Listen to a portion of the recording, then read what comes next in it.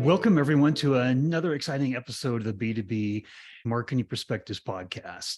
And today we have on a guest, Bill Glenn, who is a CMO and a veteran in the world of marketing. But what we're going to talk about here is an area of marketing that gets a lot of attention, but not a lot of solutions. And we're talking about CMOs. How do you create your dream relationship with sales? Because nothing matters in what you do unless it's enabling the sales department. And they're looking at, they're understanding, and they're utilizing all of the materials and the content that you're creating. So, Bill, what I'd love to do is maybe give us a little bit more of a broader background on Bill, and then we'll kind of launch into the meat of the subject matter here. That sounds great, Steve, and thank you for having me. I'm excited to be here today. So currently I'm the CMO at a company called Blueboard. We're an experiential recognition reward company. So we think about how we can get employees to be more engaged, more productive, and build a better relationship and employee experience between the employee and the employer. And the thing that we think about is how do we get away from traditional means of compensation like cash and gift cards? And instead, how do we get people out on experiences, living their best life and thriving? And in turn, we think that if companies are recognizing, rewarding their employees with experiences, they'll be more memorable, meaningful, and shareable. And we think that that employee-employer relationship only gets stronger when those moments happen, and employees can actually get out of the office and or out of their homes to go experience something with family and friends. So it's been a really interesting journey over the last 10 months that I've been here. We've seen a lot of interesting opportunities for us to drive our content into the marketplace and get people to think differently about our industry. Previous to Blueboard, I've been a 4-time CMO, head of marketing at mostly Series B or Series C startup companies here in Seattle. So I'm based in Seattle. What I think I've really enjoyed about my 25 years of B2B marketing is that how do I think about that relationship with sales? And how do I think outside of the job of marketing and try to create more value as a leader in the company, not just for my function, but about the whole growth side of the business or the whole go-to-market side of the business. So for me, I think the biggest win about this conversation today is you have to think about the person on the other side of that partnership that you're working on, that being the sales leader. And I don't think that you can realistically understand them or meet them where they're at unless maybe you've actually been in their shoes. So going all the way back into my career, I started my career in sales. And I think that that's made all the difference for me to understand the day in the life of a seller, the day in the life of an SDR. Growing up in that environment in my 20s, I get what it means to have that, those moments of fear, uncertainty, and doubt of, can I do this job? Can I handle the rejection? But more importantly, can I actually enjoy solving and working with people to solve their problems? And for me, that was the win of all of it. And I've tried to carry that through my entire career. So that's a great place to start, right? So you've got a fantastic 4-time CMO, but you started in sales, business development. So understanding that mentality, I've had other CMOs that have actually said it's hard to really understand the mentality of sales unless you've done that, unless you've had that quota over your head, right? Unless you've had some of the pressures. But tell us, maybe just to start off, what does a seller want from marketing? Right? Seller, CRO, that side of the business. What is it that they're looking over at us as their partners?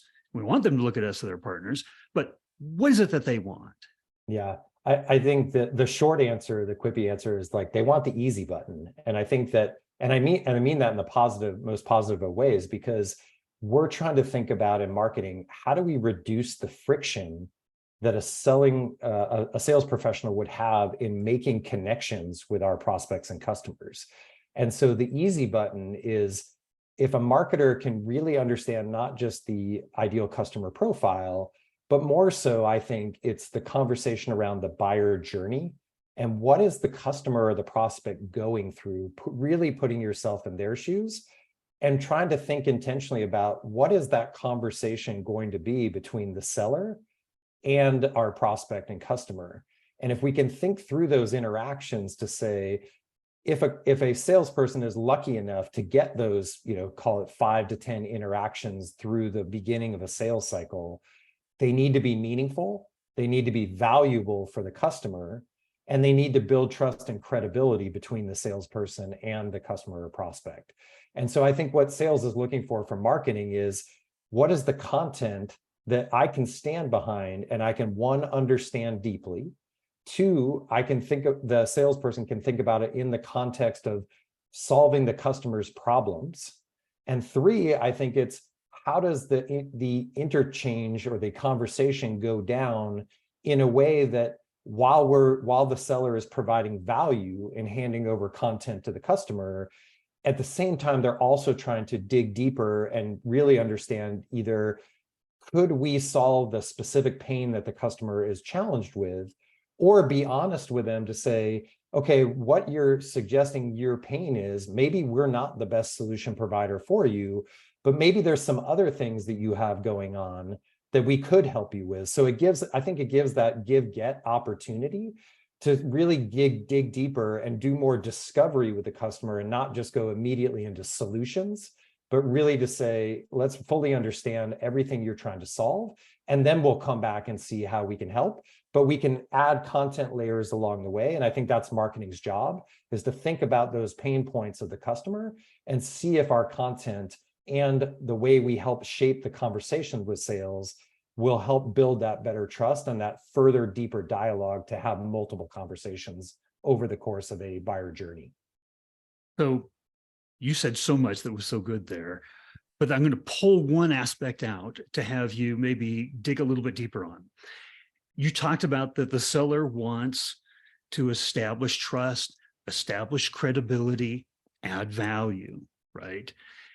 Is that done exclusively by selling the products or services that you're representing? Yeah. Right?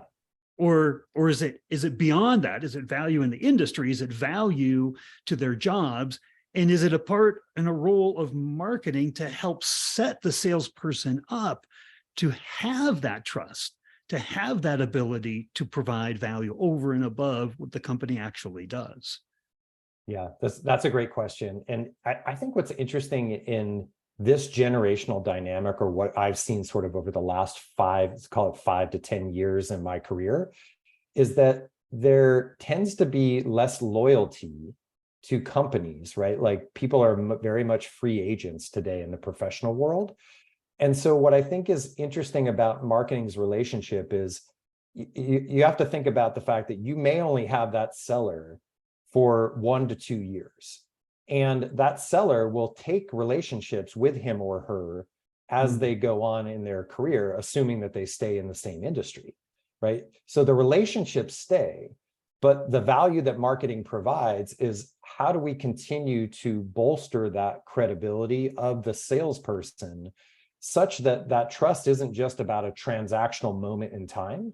That trust is about a real relationship that is formulating and will span likely over half decades or decades, even if that individual leaves the company.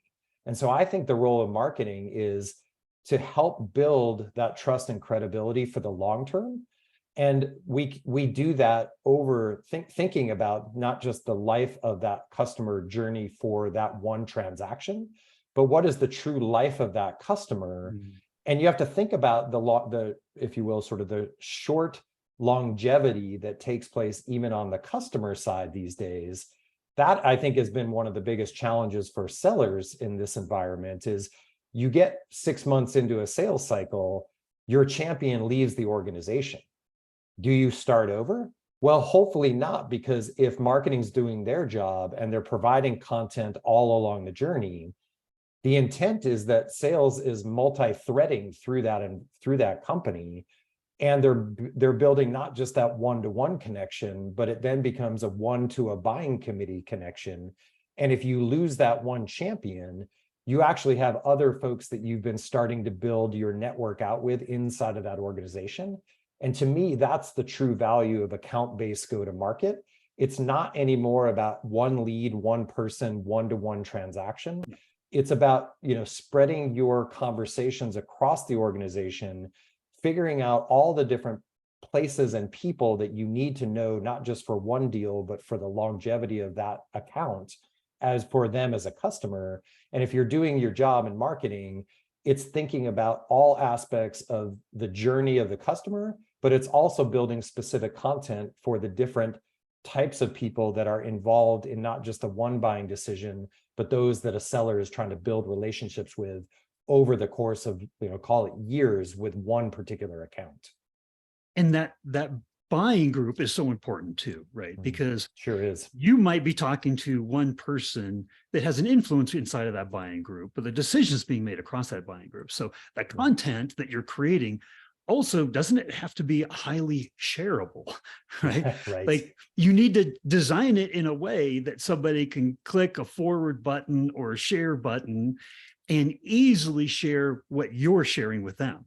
Yeah. I couldn't have said it better myself. And we have a perfect example at Blueboard. We just launched our own independent research project. We commissioned it through a third party, but we're upfront about the fact that this was our research, and it was very intentional to say, do individuals, do employees value things over experiences or experiences over things? Like just getting to the root cause of like what, or to the root solution of what do employees want in today's economic environment.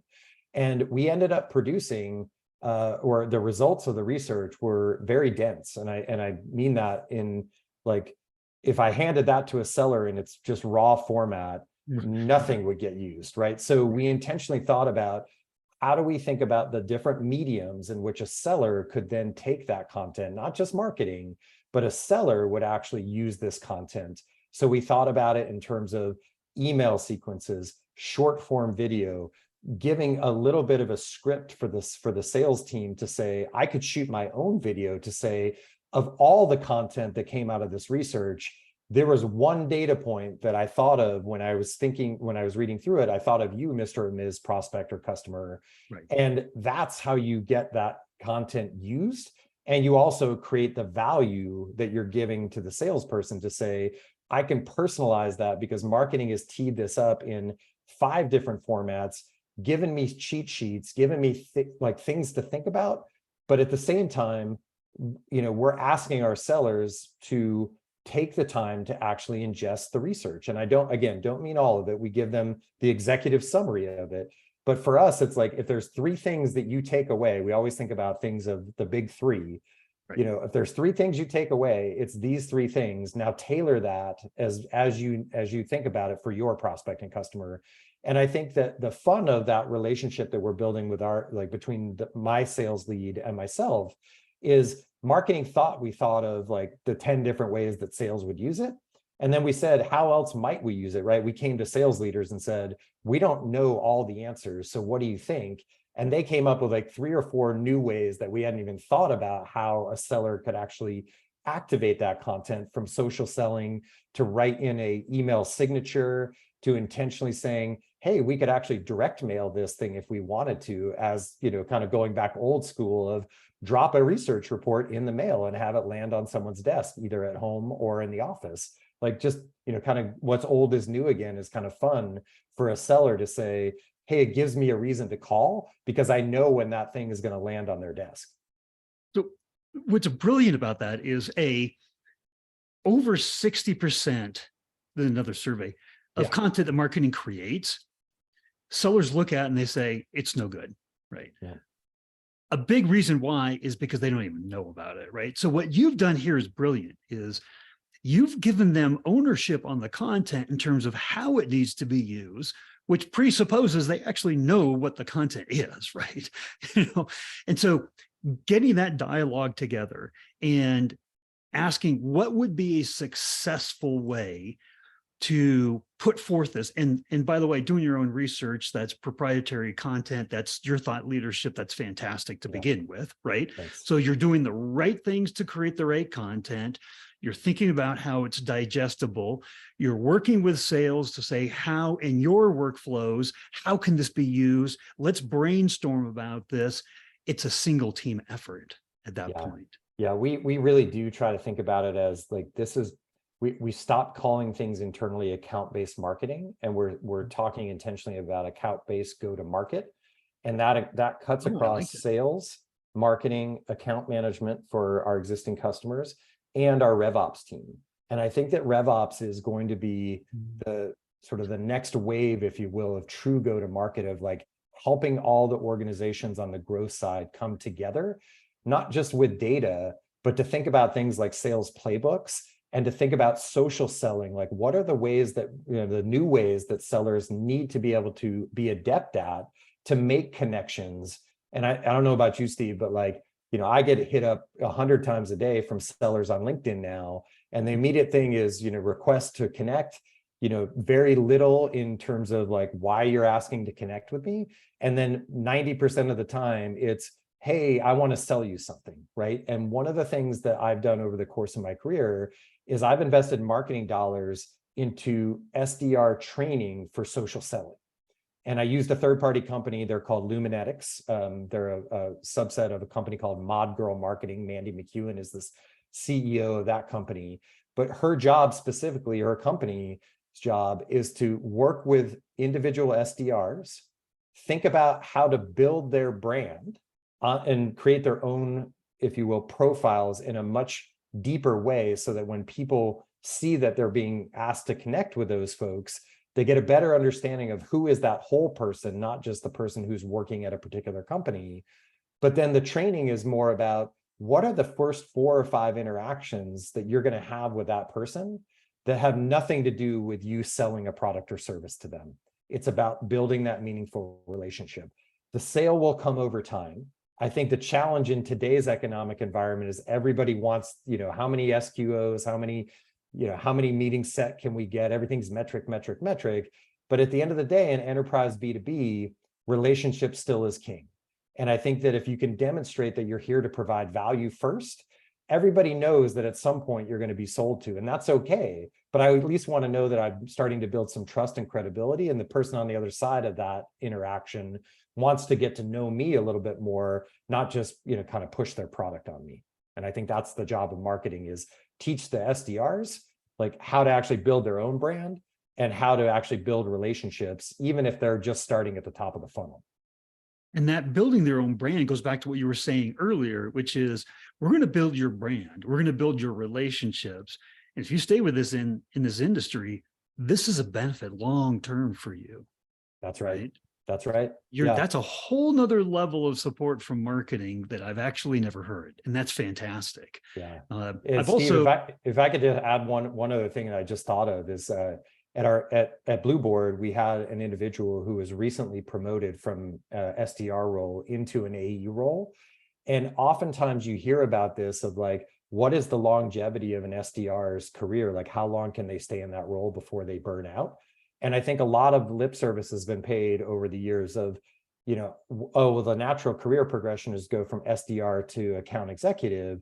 But I think so much of the success of a person moving from that role, from an SDR to an AE, is if they actually build the relationships such that when they move into an AE role, they actually have an instant Rolodex of trusted prospects and customers that they say, hey, I'm just in a new role now, but my job still is to serve you and to help you solve problems. And so the title really is irrelevant if you're doing your selling and you're connecting and building your brand the right way. If it's all about providing value to the customer, then at some point in time, you're just switching roles and you're saying, well, now I can actually complete the transaction with you. But at the end of the day, did I build trust with you or not? And that SDR, who actually has now moved up to the AE role, who was great at building relationships, he is actually crushing it as an AE immediately out of the gate. So there's been like no ramp time for him, because he's kind of done it right all through the journey of going from SDR to AE. You're putting an entirely new definition on the dream relationship with sales, right? Yeah. So tell me, that's building and investing, right, in your sales team. ABM, building, investing in relationships. That's a long-term strategy. Tell me about the CMO relationship with the CRO. Yeah. Right? Because CRO is also challenged with you've got to make things happen, right? You've got that quota. So there's this, yes, there's this understanding expectation set on ABM, longer term relationship building, but there's the reality of quotas too. So in this dream relationship, talk a little bit about kind of how you work with the CRO and what that looks like. Yeah. In I guess over the course of my career, I think that the things that I've learned about that relationship, beyond just saying it's essential to build that, and it's not just about build it in the work environment. It's literally like, hey, really get to know that individual, understand their family, understand their own personal challenges, understand what motivates them to show up to work every single day. I think one of your other guests talked about understanding their compensation model, especially on variable comp. I think that that's brilliant, right? Is like, you have to understand the financial motivations just as much as the personal motivations as to what makes that individual tick. But I think for me, the success of building that relationship, I think comes in the form of, besides just saying, let me put myself in your shoes, it's trying to think about the balance between short-term wins and long-term relationship building, right? And oftentimes in startups where I've been, we don't get a lot of runway, both on the marketing and sales side. And, we talked about your other podcasts talk about, the short tenure of CMOs. And so when I've come into an organization, I've tried to work immediately with the CRO to say, what is the 3-month quick win or set of smaller quick wins that marketing can deliver to sales that can help you to either close deals in quarter or to build next quarter pipeline? But it's basically like a 90 to 180 day window at max that you're just trying to say, what are those small things that we can do now, while we're also sort of building the mega engine, if you will, for ABM of the future, account-based go-to-market. We have to have trade-offs. We have to have a little bit of both. If you go fully one way or the other, I don't think it works. And I don't think it allows the sales leader to say, are you really understanding what I'm going through and the pressure that I have right now to deliver? So in my most recent company, one of the things that we did was, rather than just saying, we're going to go interview the customers and like really get to know them, we actually said, we're going to go do a deep dive interview of all of our sellers and understand what they need. Then we're going to roll that back up to the CRO, and we're going to say, of all the things we heard, this is what we think rose to the top of what we think your sales team needs based on what they said, doing our own research. Interestingly, the CRO said, hey, I actually think 3 out of these 5 are must-haves. These other 2, we don't need them, right? And so that was beautiful for us to hear that, because we thought we were going to have a very big list of short-term deliverables. And instead, having 3 to prioritize on, and then getting agreement from the CRO saying, these are the things that are actually going to move the needle for our team in the short term, and getting that commitment up front, it just set our team up for success to say, then we're going to go build these things. We're not going to forget about account-based go-to-market, but we're going to hear the salesperson and the salespeople for what they asked for, and we're going to deliver to them the things that they need to be effective in the first 90 or 180 days for me on the job. What's so brilliant about that is, as CMOs, we're told, you have to understand the customer. You have to represent the customer, right? In fact, Gartner wrote about the CMOs becoming more of the chief customer officer, right? You have to do that. But what's brilliant about what you just said is, and so we go off and we have interviews with customers, right? We do deep dives for customers, which we have to do, right? Nobody's saying you don't have to do that. But what you just talked about is doing the same kind of deep dive, but with your sellers. Right? Because they're the ones that are on the front line every day.